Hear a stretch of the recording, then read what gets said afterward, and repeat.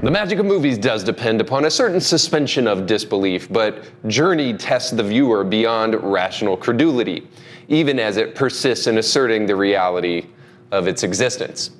How do you say, "I hate Christianity," without saying, "I hate Christianity"? A competent, if undistinguished, directorial debut with the least edgy retelling of the nativity story around, which is essentially what the faith-based audience has been asking for. That's what faith-based audiences are asking for, something that's not edgy. Boring. More faith-based films like this and fewer with Kevin Sorbo, please and thank you. Disappointed! Surprisingly fresh and original, this Baby J story has pop-style songs and choreography that was light and fun. There is also a sharpness to the humor with some Monty Python-esque banter between the three kings and Herod. It's a razzmatazz of all that jazz, something no straight man has ever said. While it lacks the gravitas of classical movie adaptations of the biblical story, it's a melodic and well-sung variation that steers clear of controversy. Well, the first part of that is correct. The second part of that couldn't be more wrong, and we'll talk about why today on a special movie review of Journey to Bethlehem.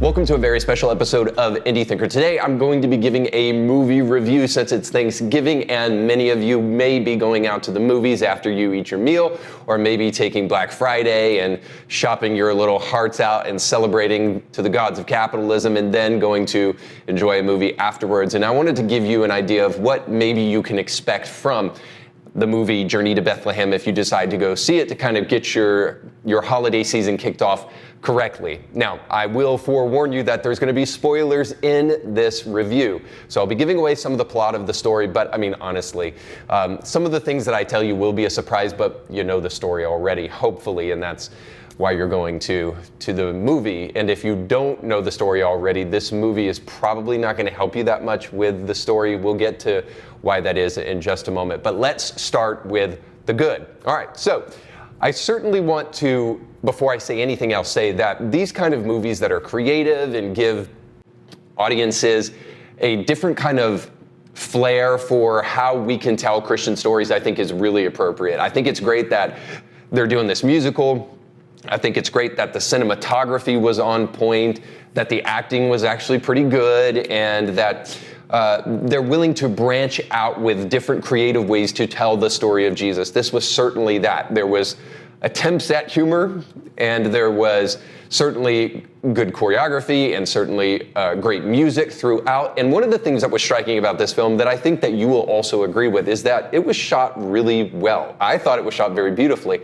There's picturesque scenes. It gives you the impression of being in Judea at that time, and there's a little bit of camp throughout all of it, but I mean, it's a musical after all. But needless to say, there were certainly great moments where the cinematographers and the set designers did a phenomenal job, and certainly better than, quite frankly, I think any Christian movie I have seen outside of The Passion. So I think those are some of the highlights. Now, as I get to some of the negatives, I do want to say that this isn't an attempt to try to slap the hand of people who are trying to branch out and tell stories in creative ways.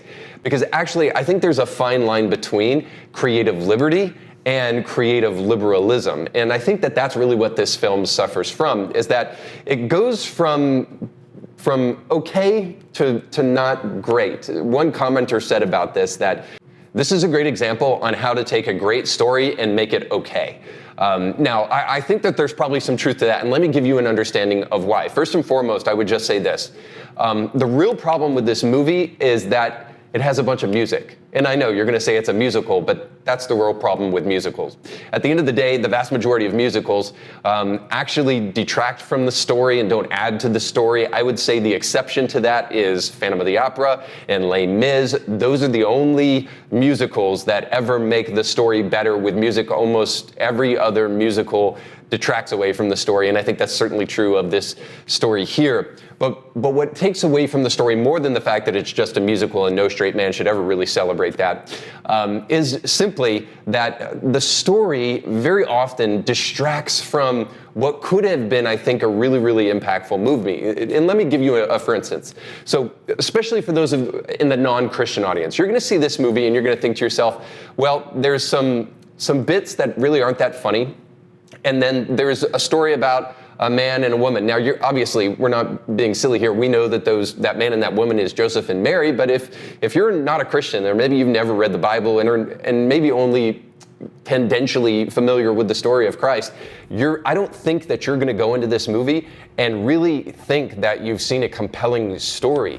And one of the reasons for that is that, oddly enough, the main character of this film, who the Christmas story is all about, is oddly absent throughout all of the film. And namely, we're talking about Jesus. So you're doing a story, and the most important figure throughout the whole story doesn't show up at all. So this is definitely a rendition of the Christmas story, just focusing on Mary and Joseph in particular, and Jesus is just kind of incidental to the whole thing. I think secular audiences will walk away from this film and ultimately say, well, it was good, but I don't really know why they made this film. Like, I don't understand the purpose of this movie, and that's because it didn't focus on the central figure that this story really should have been about. And this is where I think also Christians will have the biggest gripe. And now, spoiler alert, again, I'm going to give you some of the specifics of the story that are played out in this film. And if you don't want that spoiler, turn it off now. But ultimately, I have to tell you where this film goes beyond just creative liberty and then goes into creative liberalism and really goes, I think, too far in some ways. So let's go with creative liberty first. So they take some creative liberty, and I think that this is natural for any film. I think that it's almost good that you do this. You need to be able to be creative enough to take some creative liberty. So the ways in which they do that, though, is in a couple of different ways. The first thing is this, and these are just the little things. They have 3 wise men, and of course there's nowhere in the Bible that we're told that there's 3 wise men. There's just 3 gifts, so a lot of people assume 3 wise men. And then the names of these wise men are totally fabricated. We don't know if that's actually what their name was. And then we also get kind of some more unbiblical things in the story. So the 3 wise men go to the nativity, which we know that they didn't from the Bible. When these 3 wise men go to Herod, they say that they saw the star a while back, and then, based upon kind of context clues, Herod then says, kill all of the children 2 years old and younger. So we get the idea that these men have been traveling for such a long time that it's been 2 years since Jesus was actually born. So we also know that when the wise men go to see Jesus, it says that they go to visit him in his house. So the point is that the wise men weren't at the nativity. They went to Jesus when he was probably a 2-year-old little boy and not when he was just a small baby in the manger. So those are the kind of creative liberties that we see very often with the Christmas story, because there's a lot of people that don't pay attention to the actual Christmas story. But you would think that for this musical that they would have. Now, this is also where I have to introduce where the creative liberalism goes far too far. Now, first, we get a Mary, who is a 21st century career woman, and as soon as we meet her, she's upset about being betrothed to Joseph, and instead, because her father treated her like a boy apparently her whole life, she wants to be a career teacher and never wants to marry anybody. I mean, could you get any more ridiculous than that? And I think this is perhaps just a way in which Hollywood kind of creeps into every film, even Christian films that are made by Christians. So I didn't really quite think that that was an appropriate way to portray Mary as just some career woman who didn't want to get married and be straddled down with a husband. And then when Mary finally meets Joseph, she meets Joseph in the marketplace. They don't know each other. They're coming upon each other as strangers. And Joseph just decides to start hitting on this woman, even though he knows he's about to be betrothed to a random woman he's never met in the future. And so this is a point of contention in the film, and then they just kind of laugh it off, which is just kind of weird. So you've got 21st century career woman Mary, and then you've got philanderer Joseph in his toxic male masculinity. And I'm just thinking, listen, it's not an attempt at woke, don't get me wrong here, but it's not an attempt at actually trying to portray anything worth really thinking about either. It's just modern storytelling at its not best, let's just say that. But then also probably perhaps the biggest problem I had with the film is at the end of the film when Antipater, who is the son of Herod, comes into the manger scene. You know, they're done killing all the babies except for one last baby, and then they come into the nativity, and there they see baby Jesus, and he sees Mary, and he decides to have mercy on them and lets them go, and then they flee to Egypt, which is nothing like what's found in the Bible story. God, of course, warns the parents in a dream to go to Egypt, and that's why they know to go to Egypt. It isn't because Antipater comes in there and has a change of heart and decides to let them go. Suffice to say, I don't know where the creative liberty comes from to tell the story in such a way, but all of that brings me to this kind of understanding that if they had actually stuck to the source material, much like we are seeing in the MCU, if we had seen them stick to what the actual story says, they could have creatively added some liberty to the story and really told a fantastic, good, engrossing story. And I really am trying to be fair here in this critique because, again, I want to applaud these filmmakers for making this film, but I also want to be incredibly honest here.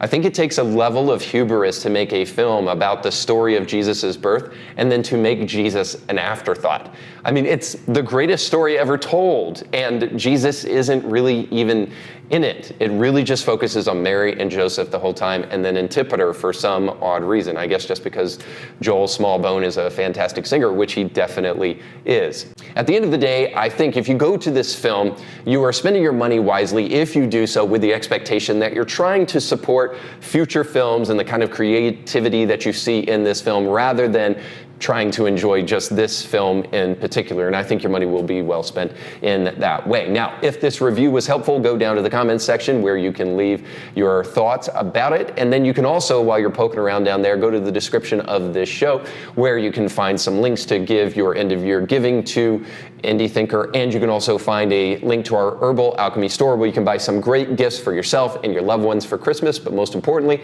don't forget to like, share, and subscribe, and to go with God.